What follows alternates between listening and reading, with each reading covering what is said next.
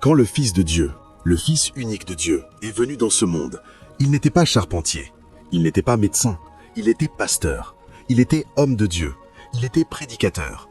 Parce que dans le ciel, c'est le plus grand et le plus important ministère que quiconque puisse entreprendre. Et ayant été appelé par Dieu pour être prédicateur, je veux que tu te célèbres toi-même.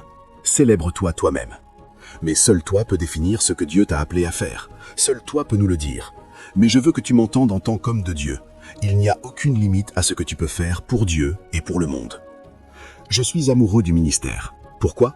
En tant que prédicateur, tu n'as besoin de personne pour te payer un salaire.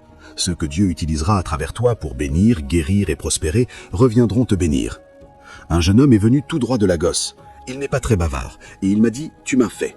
Il était boy de maison ici à New York. Il est venu me voir et m'a dit « j'ai 8 frères. J'ai servi chacun d'eux comme boy de maison jusqu'à ce que je meure aussi boy de maison. Est-ce que Dieu peut me donner quelque chose de mieux à faire ?» Quoi que j'ai fait, quoi que j'ai dit, quel que soit le ministère que j'ai exercé sur lui, Dieu l'a nommé à un poste où il est devenu sénateur et l'un des plus riches de son État. Cette femme m'a demandé « Est-ce que je ne peux pas être comme lui ?» Ne me demande pas ce que j'ai fait, c'est une partie de mon secret, je ne te le dirai pas. Mais ils sont devenus des personnes qui ont une raffinerie à travers le monde. J'étais choqué. Cet homme m'a apporté 2 jeeps qu'il a achetés au prix de 2 bateaux, chacun coûtant 250 millions. Cela signifie que si tu peux être une bénédiction pour quelqu'un, Dieu fera en sorte que cette personne devienne une bénédiction pour toi.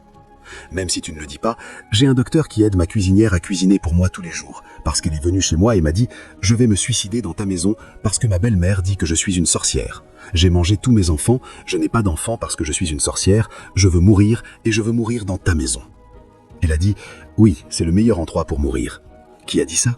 Ta punition pour ce que tu viens de dire maintenant sera ceci. Chaque année, un enfant. Mon ami, dis-moi un meilleur ministère que celui-ci. Elle m'a dit, si je tombe juste enceinte, seulement tomber enceinte, je me soumettrai pour être ta fille et je cuisinerai pour toi tous les jours. J'achèterai tes courses tous les mois. C'est une haute fonctionnaire. Et aujourd'hui, pendant que je parle, cette fille vient cuisiner pour nous tous les jours. C'est la récompense d'un prédicateur qui peut pleurer quand il voit une femme stérile. Ce qui fait pleurer un homme, c'est ce que Dieu veut qu'il résolve. Et un pasteur qui ne peut pas pleurer à la vue d'une femme stérile ne peut pas être utilisé par Dieu pour aider cette femme stérile. Je suis ici pour vous mettre le feu. Vous n'avez pas dit « Amen ». Mon ami, je ne suis pas venu pour vous bâtoter. Je suis ici pour vous mettre le feu et si la cuisine est trop chaude, quittez la cuisine.